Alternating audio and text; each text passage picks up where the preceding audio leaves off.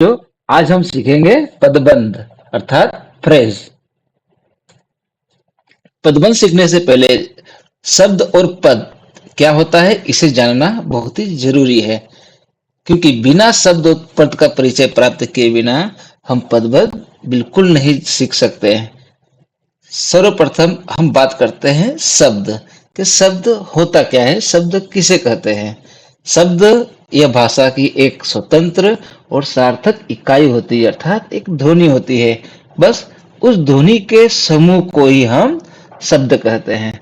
Example के रूप में देखा जाए, आप देख सकते हो कपड़ा, फूल, नदी इत्यादि, ये सारे शब्द हैं। कपड़ा यह भी शब्द है, फूल यह भी शब्द है, नदी यह भी शब्द है। लेकिन जब बात आती है पद की, तो पद जब वह जो शब्द है, वह शब्द जब किसी वाक्य में प्रयुक्त होता है, तो वह शब्द शब्द न रहकर वह पद कहलाता है, वह पद बन जाता है।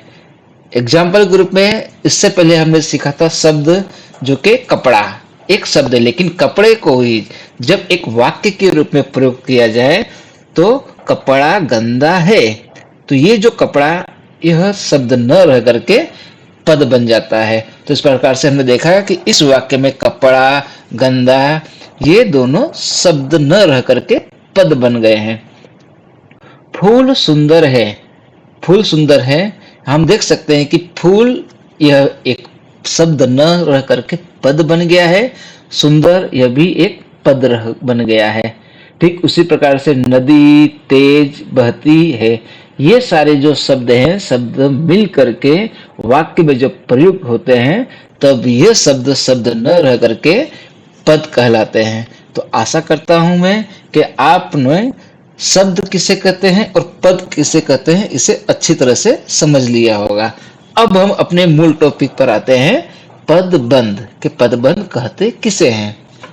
जब दो या दो से अधिक पद क्रम और निश्चित अर्थ में किसी पद का कार्य करे तो उसे हम पदबंध कहते हैं।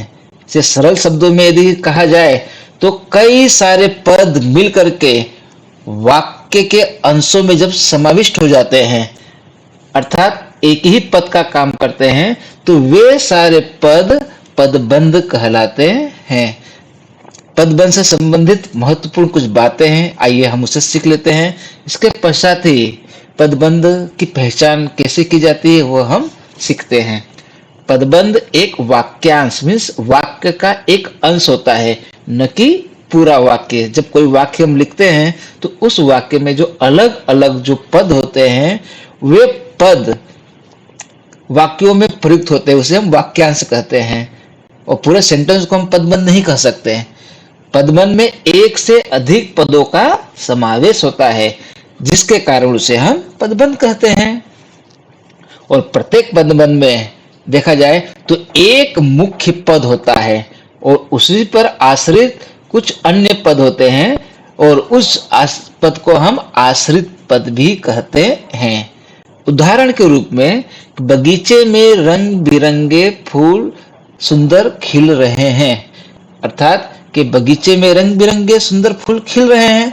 इस वाक्य में हम देखेंगे अलग अलग पद है। बगीचा में रंग बिरंगे सुंदर फूल खिल रहे हैं, ये सारे पद जब वाक्य में प्रयुक्त कहलाए तो वाक्य में प्रयुक्त कहलाने पर यह शब्द शब्द न रह करके पद बन जाते हैं। और बस इन सभी पदों में एक मुख्य पद होता है और उसी पर आश्रित जो अन्य पद होते हैं उसे हम आश्रित पद कहते हैं। हमने जब यह वाक्य पढ़ा तो वाक्य में हमने देखा कि जो फूल है वो फूल हमारा मुख्य पद बना, और इसके अलावा बगीचे में रंग बिरंगे सुंदर ये सारे के सारे आश्रित पद कहलाए।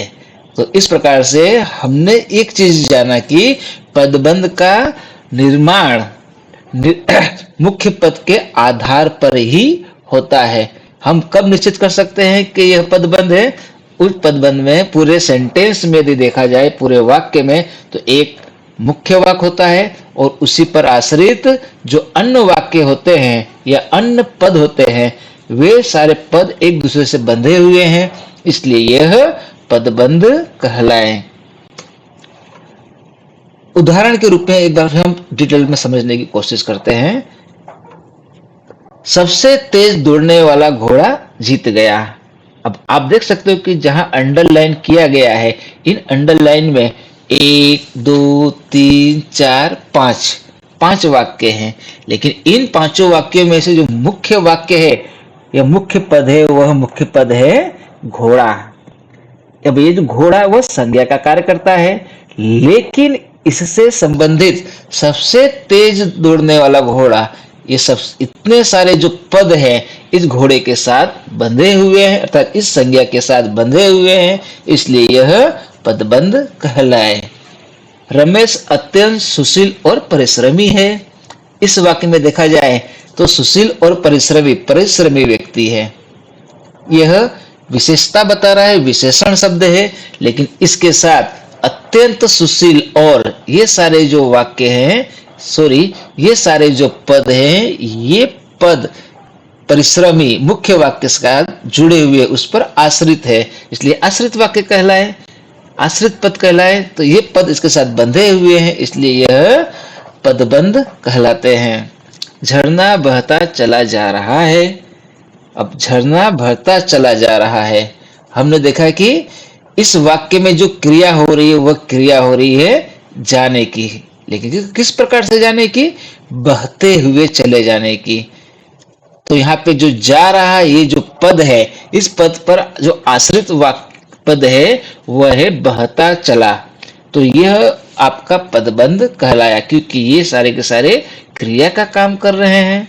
और अंत में नदी कल कल करती हुई बह रही है। अब यहाँ पे देखा जाए तो जो क्रिया हो रही है वह क्रिया हो रही है बहने की, लेकिन इसके ऊपर जो आश्रित जो अन्य पद हैं, कल कल करती हुई, अर्थात उसकी विशेषता बता रही है, इसकी क्रिया की। तो क्रिया की विशेषता बताने के कारण यह क्रिया विशेषण का काम कर रहा है। तो ये सारे जो पद है, यह पद आश्रित पद है और आश्रित पद बह रही इस पद पर डिपेंडेंट है, आश्रित है। तो इस प्रकार से कल कल करती हुई यह आपका पदबंध कहलाया। पदबंध के भेद, काइंड ऑफ फ्रेज। पदबंध के कुल 5 भेद है। संज्ञा पदबंध, विशेषण पदबंध, सर्वनाम पदबंध, क्रिया पदबंध और क्रिया विशेषण पदबंध। आइए अब इन पदबंध के भेदों को हम विस्तार से समझने की कोशिश कर रहे हैं। नंबर 1, संज्ञा पदबंध अर्थात नाउन फ्रेज। वह पदबंध जो किसी वाक्य में संज्ञा का कार्य करे, तब बस वह उसके साथ जुड़े हुए जो अन्य पद है वे संज्ञा पदबंध कहलाते हैं। उदाहरण के रूप में देखा जाए, 2 ताकतवर आदमी इस भारी मेज को उठा पाए। इस वाक्य में देखिए, आदमी जो है वह संज्ञा है, लेकिन 2 ताकतवर यह इस पर आश्रित पद है, इसलिए यह संज्ञा पदबंध कहलाया, क्योंकि ये दोनों पद आदमी अर्थात संज्ञा के साथ जुड़े हुए हैं, बंधे हुए हैं। ये दोनों पद बंधे होने के नाते इसे संज्ञा पदबंध कहते हैं। मेहनती छात्र ही अच्छे अंक प्राप्त कर पाते हैं। छात्र तो है, लेकिन मेहनती छात्र, तो मेहनती यह आश्रित पद है और छात्र संज्ञा है। तो संज्ञा होने के नाते इसे हम संज्ञा पदबंध कहते हैं। दशरथ पुत्र राम ने रावण को मारा। अब देखिए, राम यह संज्ञा है, लेकिन जो दशरथ पुत्र वह आश्रित पद है, अतः संज्ञा होने के नाते यह संज्ञा पदबंध कहलाया। आसमान में उड़ता गुब्बारा फट गया।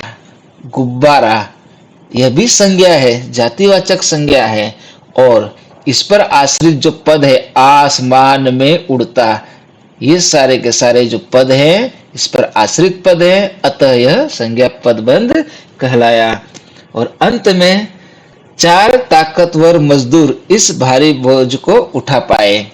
अब मजदूर, हम देख सकते हैं यह भी संज्ञा है, जातिवाचक संज्ञा है।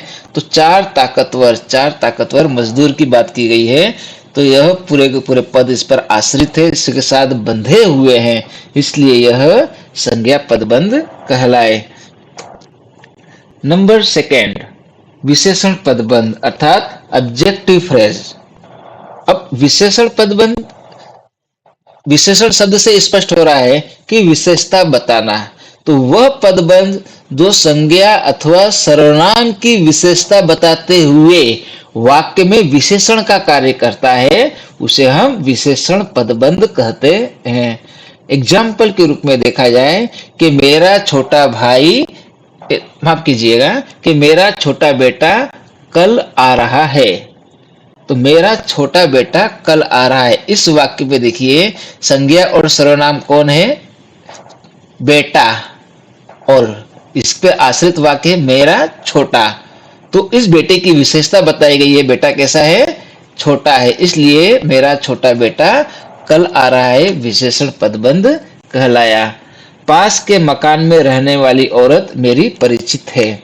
अब यहाँ पे जो औरत है वो तो संज्ञा है, लेकिन इस संज्ञा की विशेषता बताई गई है कि पास के मकान में रहने वाली औरत। विशेषता बताने के कारण ये सारे पद आपके विशेषण पदबंध बन जाते हैं।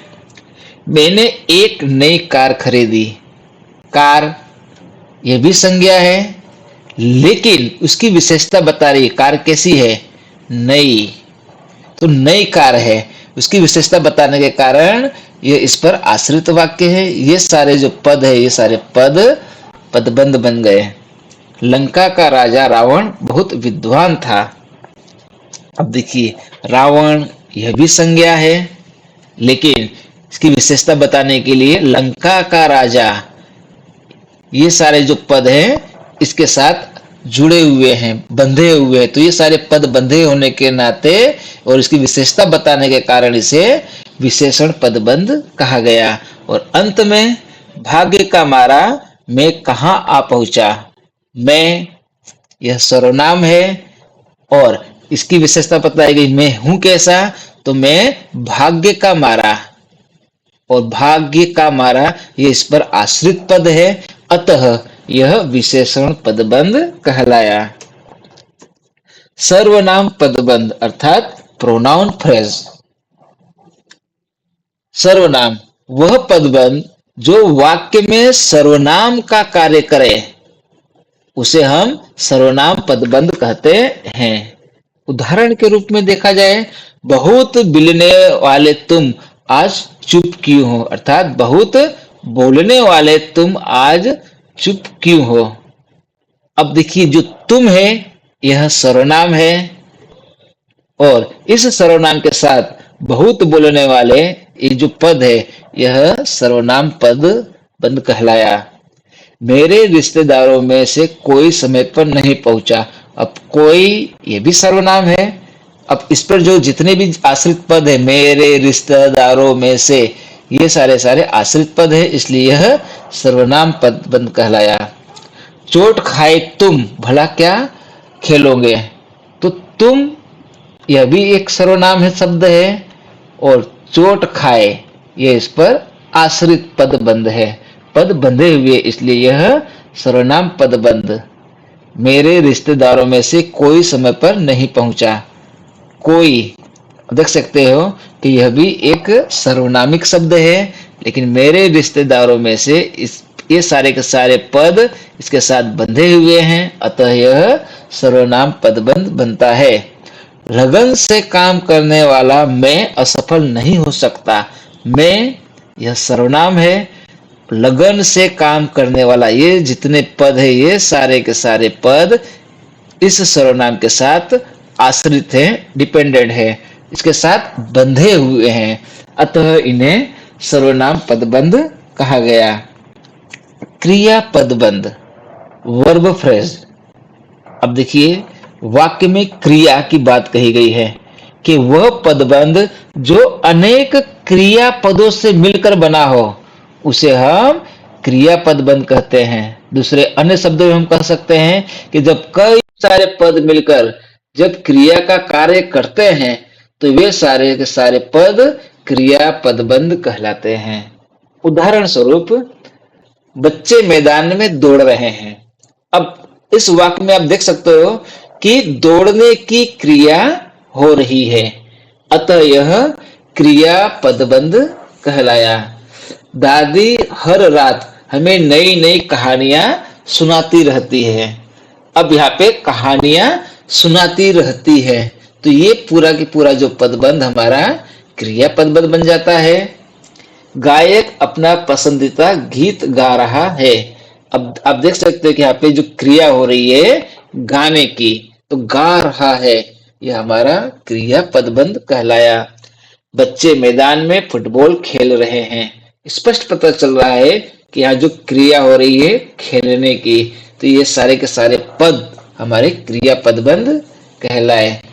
आप वहां जाकर बैठ जाइए, क्रिया हो रही है बैठने की और इसके साथ जुड़ा हुआ है जाकर बैठ जाइए, यह आश्रित पद है, अतः यह क्रिया पदबंध कहलाया। इन सारे वाक्यों में आपने देखा कि दौड़ रहे हैं, सुना रही है, गा रही है, खेल रही है, बैठी है, ये सारे के सारे जो पद है ये क्रिया की ओर इशारा करते हैं, क्रिया का कार्य करते हैं, अतः इन्हें क्रिया पदबंध कहा गया है।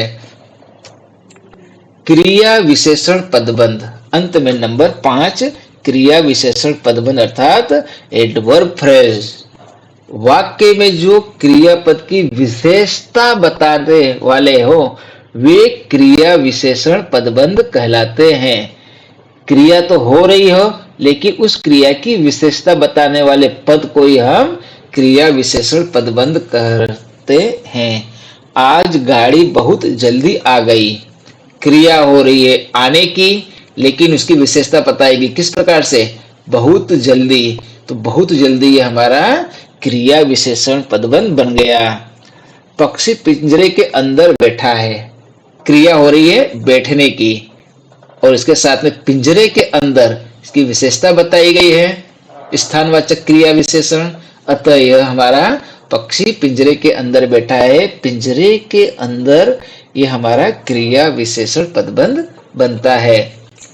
मैं इस माह के अंत तक आ जाऊंगा। क्रिया हो रही है आ जाने की और इसकी विशेषता बताई कब तक, माह के अंत तक, तो माह के अंत तक ये सारे के सारे पद हमारे क्रिया विशेषण पदबंध बनते हैं। खिलाड़ी मैदान की ओर गए हैं। क्रिया हो रही है जाने की, लेकिन उसकी विशेषता बताई गई कैसे, तो मैदान की ओर जाने की विशेषता बताई गई है, तो क्रिया विशेषण, क्रिया की विशेषता बताई गई है, अतः यह क्रिया विशेषण पदबंध बनता है। और अंत में देखा जाए वह बहुत धीरे धीरे लिख रहा है। स्पष्ट पता चल रहा है क्रिया हो रही है लिखने की, लेकिन इसकी विशेषता बताई गई किस प्रकार से लिख रहा है, धीरे धीरे लिख रहा है, तो क्रिया की विशेषता बता रहे हैं ये सारे के सारे पद, अतः यह हमारा क्रिया विशेषण पदबंध कहलाया। तो बच्चों अब हम मिलेंगे एक नई वीडियो के साथ बहुत ही जल्दी।